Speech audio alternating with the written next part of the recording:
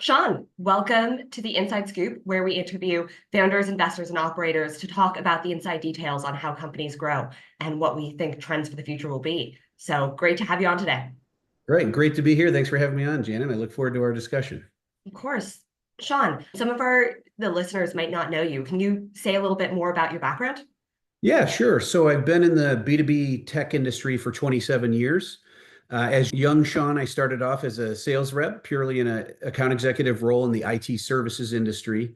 Was able to achieve being a top rep through those years and then naturally evolved through the career path to sales leadership.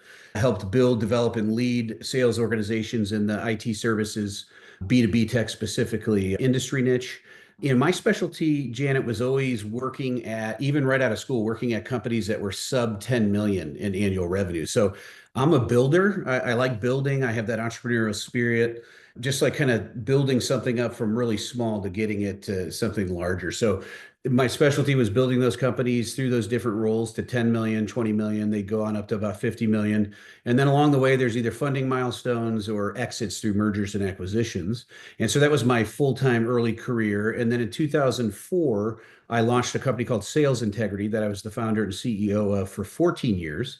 And during that 14-year time, worked with or actually exactly 107, I counted this up, 107 B2B tech companies, and really was fractional before fractional was cool or known. It was called interim or outsourced VPs of sales specifically, and would do the same thing I did as a full-time early on, where we help build, develop, and lead those sales organizations, help them scale. It was all sub $10 million companies pretty much that we worked with, and do the same thing, go up to 20, 30, 50, and then they'd have mergers, acquisitions, exits, and funding milestones. So fell in love with that building process, did that in, towards the latter 2000 teens, getting closer to 2019, 20.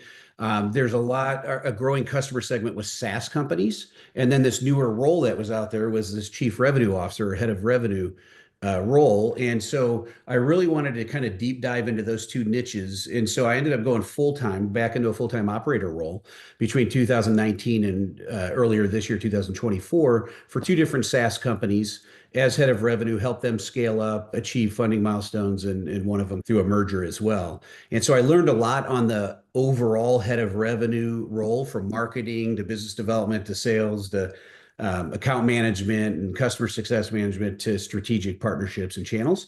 And so I rounded out kind of my overall framework and programs on how I'm going to market and building out the strategy and growing businesses, and also did a deeper dive into SaaS and added that into my B2B tech arsenal of industry expertise. So then earlier this year, around the overall industry experience or just career experience question out, in April of this year, 2024, I relaunched as RevExcel.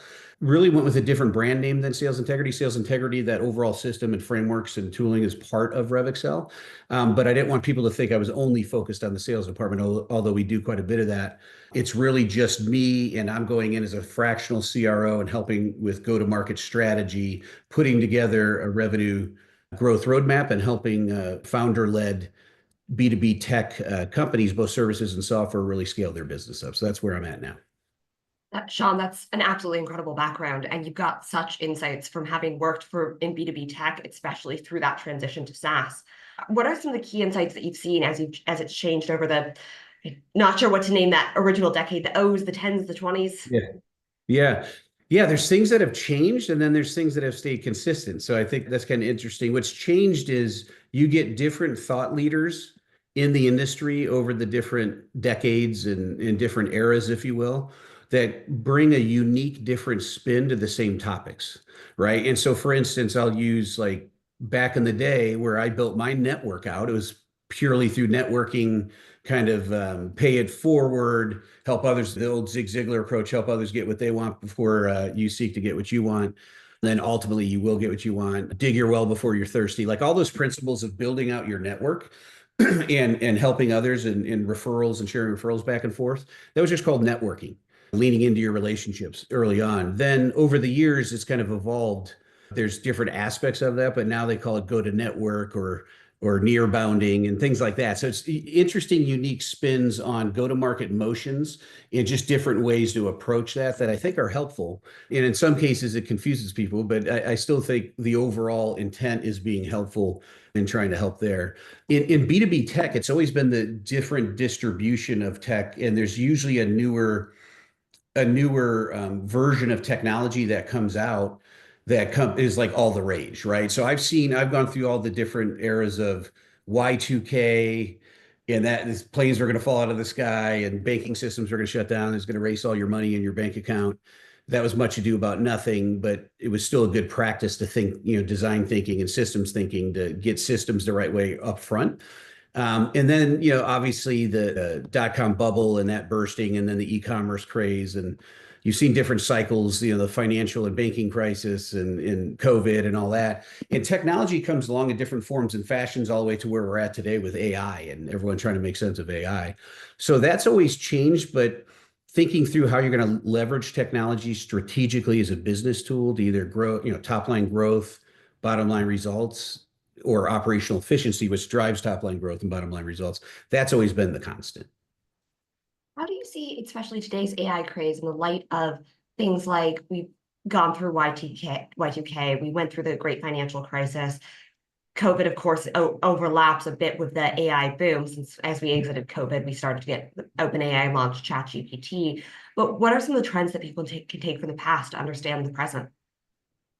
Yeah, I would say there's always irrational exuberance to start these cycles, right? These hype cycles, as they're called.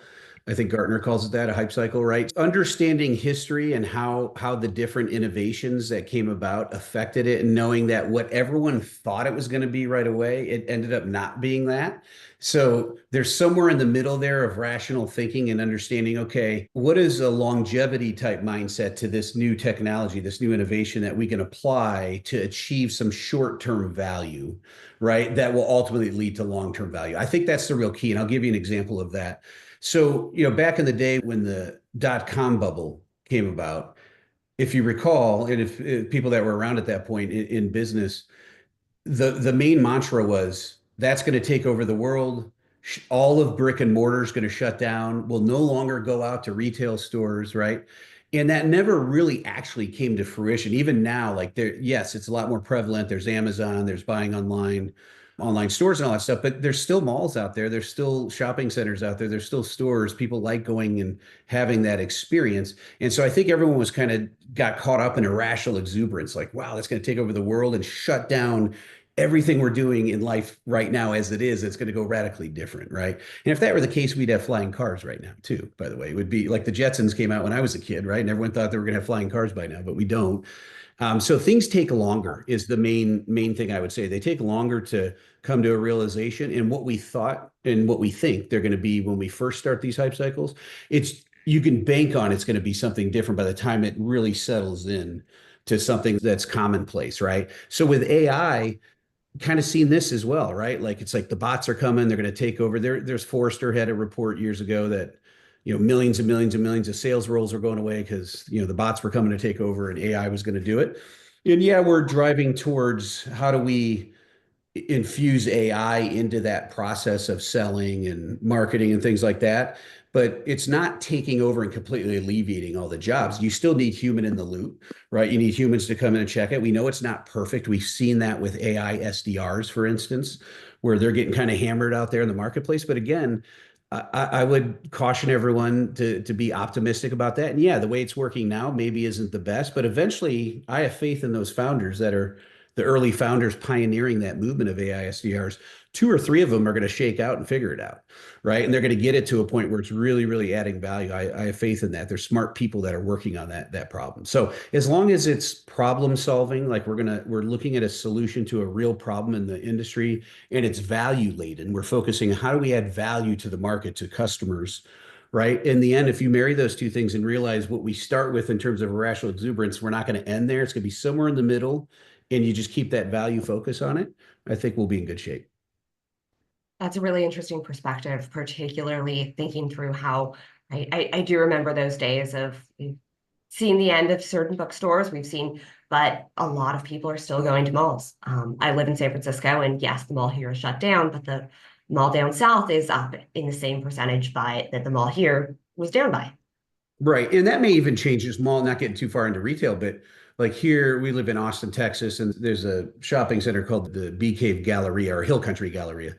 And it's kind of an outdoor mall, right? It's like spread out. So it's a whole experience. You're not like the indoor malls where I grew up in the Chicago suburbs. There's indoor malls. You kind of had to have that because it's freezing in the winter, right? But there's indoor malls. But even up there in Oak Brook, there was an outdoor mall that was built all the way back, I think, in the 80s or 70s, right? That was there. And so they had that concept too. I'd be curious to see how that's going, like if that is still going or not. But the traditional malls where you park all the way around it and you come in and that's it's mass people in there. I think people like the outdoor experience if you could do it, if you're in a climate that works and kind of walking around. There's different aspects of it. There's outdoor play centers for kids and turf and stuff like that. And they have concerts and things. So I think they just reshaped that retail experience in person because you got to make it an experience, right? And then people want to go there because of it versus just a bunch of stores lined up and you're just going in and spending money and shopping. I think that changed that paradigm a bit. Hmm. One of the interesting things too about your career and background is you've been both an operator and then also advised different companies. What can you say for folks listening who are either operators or advisors that you can start to take from both of those roles? And what would you tell, on one hand, what would you tell your operator self from the advisor perspective? And on the other hand, what do you tell your advisor self from your operator perspective? Yeah, the main thing across both of those is be purpose driven, be methodical and disciplined in the way you think about problem solving and planning, right? Before you start going in and just executing. And so a lot of companies, again, I work with those just to put it in context that are below 10 million primarily, right? And so these are builders, these are entrepreneurs, these founders, they're founder led. They're very innovative, right? So they invented a product or a service. They have domain expertise to solve a problem for a certain customer set. They probably did it in their full-time operator career. Now they're going out entrepreneurially and building a company, a business around that. So there's a lot to admire there, but that same skill set, they're not going to have all of the other skill sets of business building, like building, developing, and leading a sales organization, marketing, the customer success, or just an overall rev org, right? But they typically will get it to a certain point where they may hire a small team and they've done enough to kind of scale to the next level, but they've outstripped their capacity, right? Or desire or experience to continue to manage that. And so I would say if you're in that camp where you're the founder, you're in on the inside, you're operator, maybe you have some leaders that are operators full time as well, understand the gaps of where you don't have the skill sets and then go look for fractionals or advisors or consultants to help with short-term projects. And even like a fractional CRO engagement has a shelf life to it, right? Could be 6 months, a year and a half, or two. And at some point, you're going to need to take that in-house, right? But someone can take you from this level to the next level. So be open to those ideas and just really plan and assess and understand the current team and yourself and where are the gaps for leadership skills that are needed to take the business to the next level. That would be for the inside. For fractionals or advisors that are coming in, recognize that this is the baby of that individual. They created this thing, right? And they're going to have certain ideas that got them to a level, but a lot of times they may plateau at that level. But it's up to us as advisors, as consultants, as coaches, as fractionals, depending on which role you're filling, to come in and help create a transformational experience. Like, here's where you're at now. Let's benchmark. I always like to start off by conducting a rev org assessment, right? And then really go through and look at people, processes, tooling, technology, and then look at the different departments and functions of marketing, biz dev, sales, customer success, account management to channels and partners, and then really provide them a nice report of my findings that say, here are all the things you're doing well, right? Because they are doing things well. They've been in business, they started a business, they've been in business, they've grown it to a certain level. They may have plateaued, but that's success to be celebrated. And show them that and say, okay, now you could do even better through my gap analysis of the kind of a future state, a desired future state. If we go here and here are all the things that are missing, here are the challenges for the business, here are the things we need to improve upon across all those same categories. And then having a revenue growth roadmap that demonstrates how to get from point A to point B, the current state to future state, the as is to be, right? Because that's the transformational aspect that I'm talking about that's most important for both fractionals, consultants, advisors, as well as the full-time operators is you should always think in terms of how do I transform the business and take it to the next level? You can't wing it and fly by the seat of your pants and go with just gut feel. You have to do some planning like that, document it, create a roadmap on how you're going to get from this point to that point, convert it into a project plan is what I do, and then start executing upon that. So that's really succeeding on purpose versus flying by the seat of your pants and just winging it because that has a shelf life. You'll hit a plateau level. That's really interesting, especially I like how you frame it of here's what you're doing well. Every company is doing certain things, and here's Right. the delta analysis to where to get to. What are some of those metrics when you're saying, okay, here's the benchmarking? What types of things? I'm assuming it's probably ARR, NRR, but really, what are those things that you look at? Yeah, definitely revenue metrics. And I look at trending analysis. Have they plateaued and for how long? Is revenue declining and for how long? Those are certainly aspects of that, but that's really lagging indicators, right? I like to look at leading indicators as well. So looking at all the way back to the lead generation, demand generation type metrics in terms of leads that are coming to the business, marketing qualified leads, sales qualified leads, and then pipeline, overall opportunity pipeline. Look, do they have a methodology? Do they have stages? Are they forecasting? Do they have probability percentages to it? And if not, then that's something that you need to put in later because this data won't be as good. But at least there's something there. And have they been tracking it? I'll look at all that. So the activity metrics that drive the leads, I start there. Like what's the go-to-market strategy and what are all the motions? Is there inbound? Is there outbound? Right? Is it event led? Is it partner led? Like going on down the line, that's part of that gap analysis, like doing an audit, an assessment on that go-to-market strategy and the various motions. And then from there, there's going to be activities that are occurring that you can measure. Right. And so those are sales performance indicators, marketing performance indicators, like all the performance and activities that are going on. You could start there. Those are unit economics that all the way back to the beginning of unit economics. It drives those, right, that you're looking for. And then that drives the leads, that drive the pipeline, that drives the revenue. There's also obvious ones like closing percentage and getting that down to different market segments. Like, do you have a higher closing ratio in enterprise accounts than you do mid-market than you do SMB? So looking at cohorts of market segments and trying to get the data to that level is very important, right? And most companies I get to, don't have it to the granular level that I need. But that's okay. I can make sense of the current data that they do have and then put that process in place and have that as one of the initiatives. Like, let's become data driven, right? Let's make sure we understand it. So if we're going to do that, here are the steps we need to take. Here's the tooling or the technology or the current technology, what we can do to improve it, right? To make sure you're seeing that because the data's there. You're just not creating the reports or the dashboards or gleaning the insights from it, right?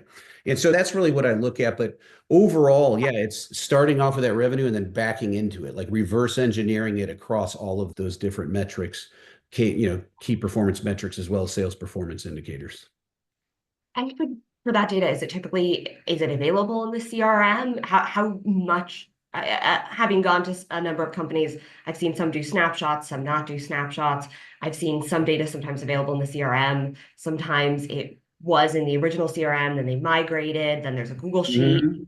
How much trouble do you find just sometimes getting at that base set of data in order to do the benchmarking?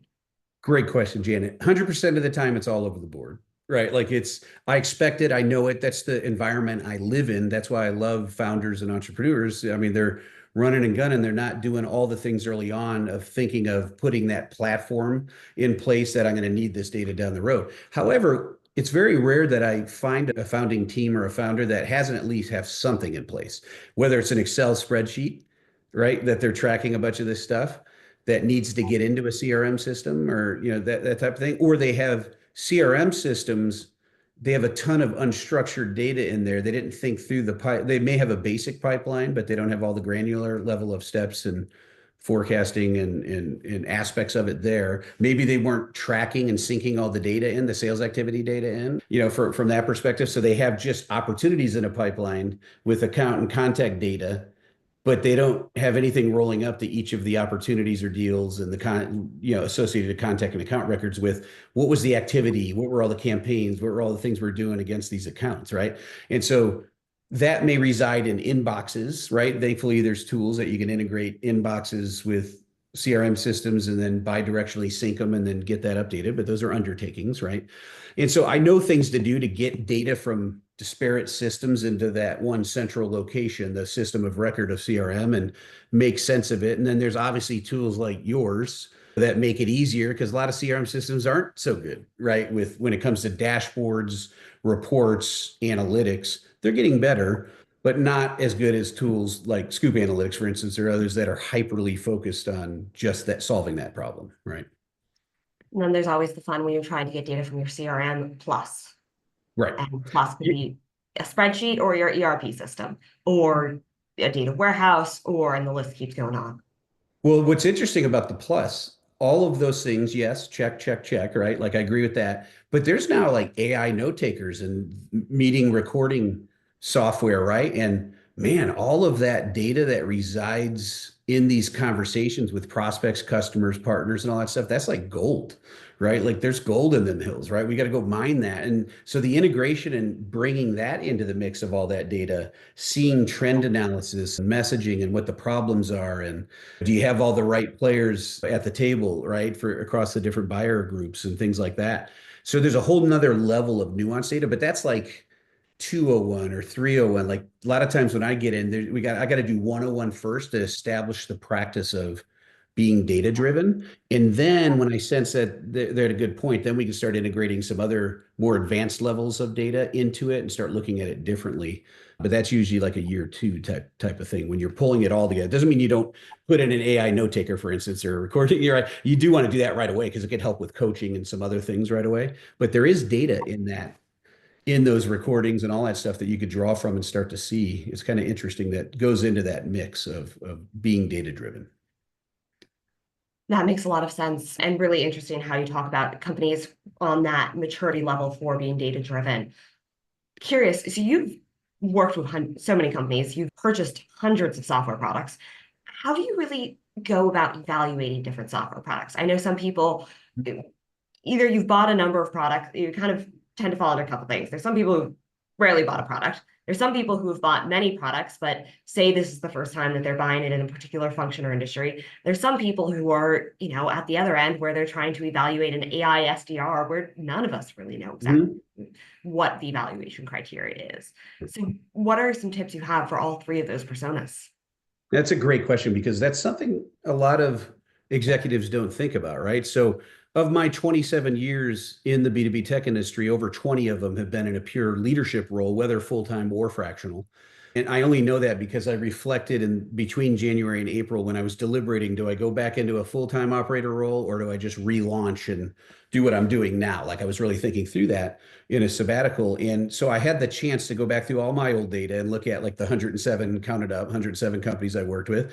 But I also counted up the products, and it was well over 100 of software products that I bought over the year, whether it's marketing automate over the years, whether it's marketing automation, whether it's CRM, whether it's sales enablement tooling on down the line, AI tools and things like that, most recently, right? And so I had time to reflect on this. This is why I like this question. And so, number one, I'm not a big fan of buying technology for the sake of technology or buying it because the market says you should buy it, right? Like everybody, if you listen to that, everybody would have like 10 AI tools or 20 right now, right? Just because everyone's, oh, you need AI for this and that and this, right? And so I think the first step when it comes to gathering the requirements is thinking about your business. And first and foremost, where are individuals getting consumed, like having time consuming tasks that could be automated by technology and give them time back? So I look at the smart people across the business, the leaders, the doers, everyone from top to bottom in the org chart, if you look at it that way. And everyone could use more time back. And if they could, then they could focus on more strategic tasks. This has been an age-old thing dating, back decades and decades, right? But I look at that first and say, okay, if we're going to invest in technology, it's got to give time back to the team so then we gain efficiencies. But then another level deeper is where can we leverage technology strategically to add value to our customers?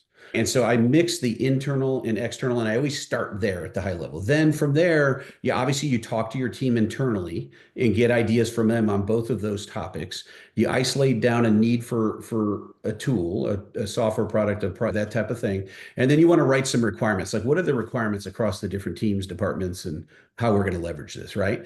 And then when you have that, then you go out and do your research. You have someone go do that, or you do that. And typically, you're going to narrow it down to three, maybe four products that are industry leaders or caught your attention that match up with your requirements. And you're going to reach out to them. And so when you reach out to them, I'll short circuit all my opinions on the buyer seller dialogues and kind of the environment there. I've talked about that on a lot of different other podcasts and other conversations, but happy to go into it if you have questions on it. But let's just say you've narrowed it down to three and you're talking to those. You want them to create a scope of work that matches up those vendors. You want them to create a scope of work that matches up to the requirements. You want demos of it and specifically use cases that how you're going to leverage their product to achieve the goals and the things you set forth in your requirements document. And so you want to see that. And then if that matches up and you select one, a couple of things to round it out. Every company, if they're good and worth their weight in salt, they're going to have testimonials, maybe video testimonials or case studies, use cases, all that stuff neatly documented. They'll have That's one part of it, but I would go a couple levels deeper. One is I would ask for references. It seems obvious, but that's a lost art. Some companies just move down the path and don't do that. That's a step, kind of like when you're hiring anybody, any employee, you should still ask for references and talk to people that they refer, because those are going to be their best. You know, they're going to cherry pick it, and those are people that are going to give favorable viewpoints. Just go in knowing that. But if they can't even surface up, references, then that tells you something, right? Number one. So it tells you they either don't have them, which is the worst case scenario, or they just didn't think through to get that prepped and it's not part of their motion. And that tells you a little bit about the organization too. So that's one thing. And then the thing that's most important is going behind the scenes to your community, to trusted contacts, and back channeling it, right? And so I'm a member of different associations. I can go on my Slack channels or reach out to people I know. Hey, has anybody bought this product, XYZ software product? Love to chat with you for 5-10 minutes, get your opinion. Or they could just do it asynchronously, in Slack type of thing. And so that rounds it out. So I would just say, don't get sloppy. Don't just kind of look at a couple products, get wowed by the demos and buy without doing that level of rigor, because once you invest in that, that's usually sizable investment of time, effort, and money, not just the money, but year agreement, multi-year agreement, depending on what you negotiated, your team's time, changing the way you do things. So there's change management to the environment, for internally and externally if you're using it for customer engagement, right? So to me, it's worth that level of rigor because of all the risk associated with those things I just outlined. That's really interesting. And one of the things that you touched on right there was a lot of the different organizations that you're part of, and using those as partly back channel, partly just understanding for the community what they have and haven't seen. Mhm. How do you see the roles of these executive organizations changing over the next couple of years? Yeah, that's another great question, really, because that's a key part of the way I operate and just kind of how I grow my business. So I'm a member of Pavilion, which is a go-to-market executive association. It's global membership base of 10,000 plus, and also GTM partners with Sangram. And I'm a GTM ambassador through Pavilion. I've become a certified CRO and taken CRO school and just kind of gone through some of the other ones, winning by design with Jocko, and a certified revenue architect, or got a mastership in that, right? So I'm a big believer in these associations because it gives me access to tens of thousands of like-minded go-to-market leaders. So I really see in the way the market's going is leaning into relationships. And so these associations, these memberships are really strategic and important. And if someone doesn't have them, they're really in a fight with one arm tied behind their back, actually, because you just aren't you're not leaving no stone unturned and just checking every box in terms of being diligent and disciplined and how you're being methodical in your career and what you're doing for your company and your business and your customers, right? So I see them as important because of the relationships that you have with like-minded professionals and leaders. The other part is the research, the industry trends, all the research that they conduct of what's going on out there. That helps me, especially as a fractional, but even when I was on the inside, because I could feed that in, and my previous CEOs like that, hey, go check with your pavilion cohorts or go check with your GTM partners or winning by design cohorts and ask them about this particular topic as we're trying to figure out, should we do account-based marketing? Should, what other ideas are we now thinking of for land and expand strategies? Or let's learn, we're doing strategic planning, annual planning, and what are we not thinking about for unit economics and that type of stuff. So the research that I can weave in to my engagements now as a fractional CRO or go-to-market strategist they're just invaluable, because for me to go do all that research and conduct it on my own would just be so time consuming. These are professional, reputable associations that do it. The schools, the learning, the curriculum, like I constantly be staying on top of that. And in a world where there's thousands of fractionals, it's like the rise of fractionals now, right? That are out there. And there's a lot of good ones, very strategic. How do you differentiate from that, right? Well, for me, I have a whole slide dedicated to my certifications and that I stay up to speed on these industry trends and themes and research. And I get certified and I go another level deeper into these schools and just stay up to speed and all that. I weave that into my engagements. I bring the latest and greatest trends, themes, ideas, concepts, processes, motions, strategies in, and that really differentiates. So whether you're a full-time operator or a fractional, learning that and doing right by your business because you're staying on top of that is very, very important. And then finally, the most important part I'll round out are the relationships and the live events that you do. Like here in Austin, we've got at least two, if not three a month that, I head downtown Austin, and we have a very good growing tight-knit group here for my pavilion local chapter of great people that I know and trust, and we lean on each other and we text in between and we run business ideas, that type of thing. But then also we had the go-to-market, where I saw you, met you in person finally, since we've known each other for a while, but in person at the GTM 2024, I call it the Super Bowl event for the GTM industry, if you will. And that was great because then you're learning all sorts of new things, what's coming, but you're connecting with people. And those connections in person and those events, I think we're going to see more and more of that post-pandemic, post-COVID. People are leaning into relationships. That's my key theme. Finishing this year, going into next year. That's how I've been building my new business here, helping customers put in those motions of strategic partnerships, channels, relationships, go to network, whatever you want to call it, different forms and fashions. Like leaning into relationships is really what's gonna be key. And those associations, those organizations are very professional, and they just keep me sharp and they keep pushing me, and especially being Mhm. surrounded by very smart people that I know and trust now. And one of the goals that we all tend to have as we get towards the end of the company is, and it's an exit. At the end of the day, most of us have collected a fair amount of VC funding, or if you've grown it just from scratch, you're looking for some form of payout. What have you seen for the different exits that you've been part of? What really leads to a good exit through a merger and an M&A? Yeah, that's a great question. So usually, going into a company, whether, hey, they've been around for a while and they don't really plan to exit, they just plan to profitably grow revenue and do profit sharing, right? But then obviously there's another whole aspect of it of, especially when we're in the growth at all cost era or growth at any cost era where zero interest rate percentage and money was free, there's lots of irrational exuberance then. So lots of stock options and shares being thrown around and equity. And then really just purpose-driven planned exits, right? So I've been part of that environment as well as the first environment. And so it's radically different with the exit strategy mindset.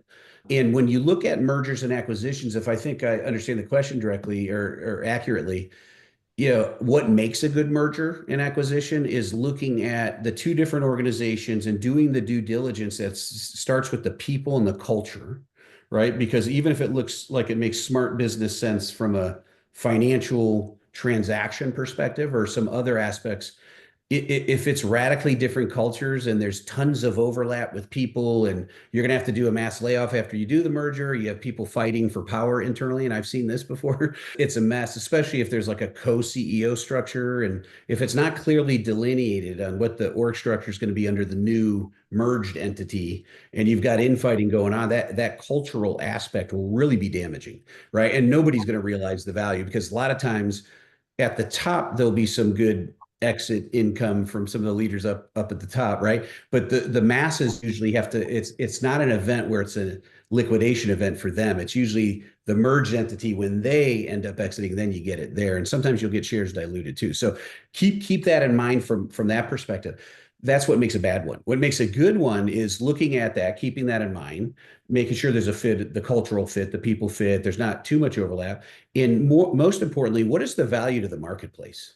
right? What's the value to customers out there? So I'll give you an example and keep it somewhat generic but specific, not giving away the companies. But in a previous merger I was a part of, the company I was a part of had a legacy product. They were a market maker. They attacked the Gmail, Google space, and they had 3 to 4 thousand customers, many of them SMBs and some mid-market and a handful of enterprise. And then the product would kind of stagnated a bit and it was very buggy because it was built on old code. And so they looked at some of these new upstart providers that came along on more modern code and they went after the O365 Microsoft market, right? And in that market, that was mostly enterprise companies that invest in that. And so they had hundreds instead of thousands of customers. But in that evaluation, you look through the two companies and say, hey, there's really not a lot of overlap. It's like 1 + 1 = 3 here. When you look at the people, you look at the organization, you look at the products, and then you look at these 400 added to these 3,000 or so. It's not like you're consuming the same customers underneath it. It's like these are different customers, and now we have an enterprise strategy and grow more aggressively on more stable code and platform.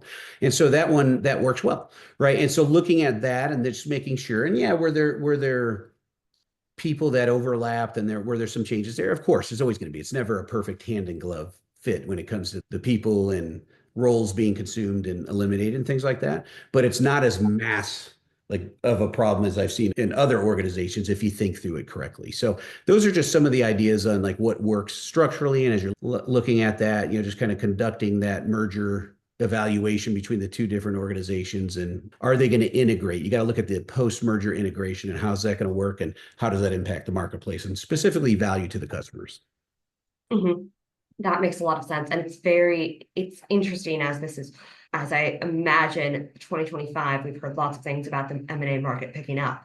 So Mhm. this will be some great insight for folks as you start to look into 2025 and determine what company you might go for. Do you want a company that looks well poised for an M&A, or do you Right. want a growth type company? Right. Exactly right. So knowing we're getting to the end, nearing the end, so I know you have a question for me before my last question for you. Which of us do you want to go first? How about you go first? Or I don't know, it's your podcast. You can tell me which way you want to go first. I was gonna say you can go first and then I can finish it, or it's up to I'll you. go Whatever. first so we can finish on the insights from you. Okay, great. So my question for you as a co-founder of Scoop Analytics and in the experience that you've had in that analytics niche of the industry, I see that as insanely valuable, right? Like I see that companies need to be data driven. We've talked about that a bit during this podcast, right? And I think being data driven is going to be a huge differentiator for companies that do and companies that don't, right? Like that's going to be something that you need to glean insights from that data and have a good data driven approach to making decisions for the business. And so for you, I'd love your perspective on how important is it? Like I think it's important, right? But you're in the business of it. How important is being data driven for the customers and just the market out there that you work with? Another nuanced aspect of this question is what sets apart the best data-driven leadership teams and companies from those that just kind of dabble in it? So I'll actually start with the first. What sets apart the best is knowing how to look at qualitative and quantitative data. So often an example from my time as an SDR, when I was calling on leads, this is one of my first jobs out of undergrad, I was one of those people in the rooms where you're making dialing for dollars, 100 calls a day, Yep. and knowing how to quickly evaluate what type of lead. And sometimes that data wasn't always in the CRM because you'd look at a company and you say, oh, this isn't within our ICP. Somebody else says, yeah, but it's technically checking the box here. Well, it's a subsidiary of a larger corporation, or yes, the data says that, but actually and we usually sell well to say healthcare, but actually technically this is more in the biopharma space. So well, it's technically under healthcare, this is the reason we're not going to do well for this one. So you need to know the numbers. Absolutely. You Mhm. will get hired and fired based on those. Right. You need to know the underlying qualitative things behind the numbers too, and really understanding that, because so often there are exceptions. And if you can't figure that out, you can't point out to why this number should or should not be included within the data set, why this particular conference led to more leads, why this particular customer type is churning at a higher or lower rate. You've got to really understand that. And oftentimes data just isn't in the systems as much as we try for that. And there's limitations behind the augmentation of systems, what gets in your CRM, what makes it to your data warehouse, what makes it to that reporting layer. So you have to be able to answer things in a lot of ways, and you have to be able to answer them quick. As Mm, much as we're yeah. getting, there's really interesting trends with AI these days. A lot of people say this about a number of things, garbage in, garbage out. If you're not feeding the model the right thing, it won't be able Mhm. to give you the right answers. Right. That's great. Yeah, the speed to information, but speed to making those decisions. That's how that affects the speed to making decisions. That's an interesting nuance to that. I'm glad you dove a little bit deeper on that. That's great. Absolutely. So Sean, my final question to you, what's one metric that's going to become increasingly important for 2025?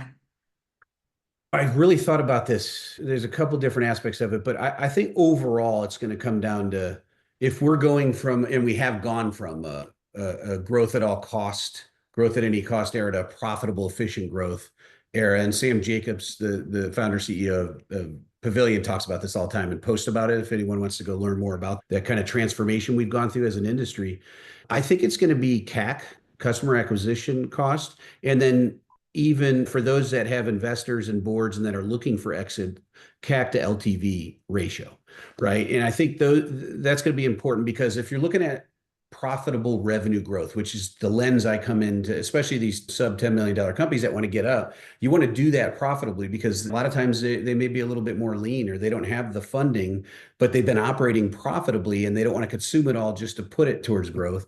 So I think it's important that when you're putting these metrics and the dashboards in place, that you track when you look at all the go-to-market, like the go-to-market strategy and all the motions that are underneath that, they're all going to cost money. You mentioned events and trying to track that.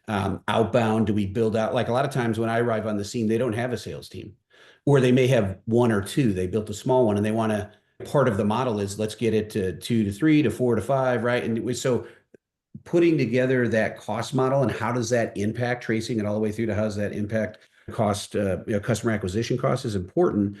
But then taking it all the way through to the lifetime value of a customer and looking at that, I think is important too. And that ratio that everyone kind of targets on the minimum end is 3 to 1. That means it's a good ratio that your customers will bring back 3 times the amount of investment that you spend on it per customer, right? Getting it down to that unit economic. But 4 to 1 and 5 to 1 are really good. 5 to 1 says, hey, maybe you should be spending more. You're not spending enough. You could grow even faster, type of thing. 4 to 1 is a really ideal, like great ratio. 1 to 1 means you're not spending enough and you're probably losing money on it, right? Or maybe you look at a different market. So I think understanding that metric, customer acquisition cost number one, and then taking it to customer acquisition, CAC to LTV, to lifetime value, that's really important, especially as companies are trying to do more with less and be very efficient. The last part of this I'll say is like, what's the number? This will be a bonus for us here. What's the number one motion that we should be looking at that affects profitable revenue growth and that customer acquisition costs? Would be that partner-led motion. So if you look at, like, again, I'm a GTM ambassador for GTM Partners. I'm an ambassador. They provide great research, Sangram and his team. And so you look at the different motions that are out there, and I've got it up here: inbound led, outbound led, product led, partner led, event led, and community led. The research that Sangram and his team have done, recent research this year, 2024, have found that partner sourced opportunities have a 46% higher win rate. So talk about keeping your customer acquisition costs down. And then also partner influence stops. So those that are in your pipeline, but then you map it with your partner's pipeline and they come in and help influence it. You may have sourced it. Partner influence stops have 99% higher win rate. Again, talk about CAC, right? And then finally, partner sourced ops close 11% faster. So again, profitable revenue growth, shortened cycles, the LTV will go up from there. So I would urge all the listeners of the podcast to really think through your go-to-market strategy, the different motions, and lean into relationships, as my key theme is now. And is specifically looking at these partner source, partner influenced motions. That'll dramatically and positively affect your CAC and CAC to LTV ratio. Awesome. Sean, thank you. You've had some fantastic insights today. So thank you very much for sharing with the audience. And for the audience, thank you for taking the time to listen to some of the insights. If you have any questions or comments, please feel free to reach out. And otherwise, this has been another exciting episode of The Inside Scoop. Thank you, Janet. Appreciate it. Awesome. Thank you, Sean.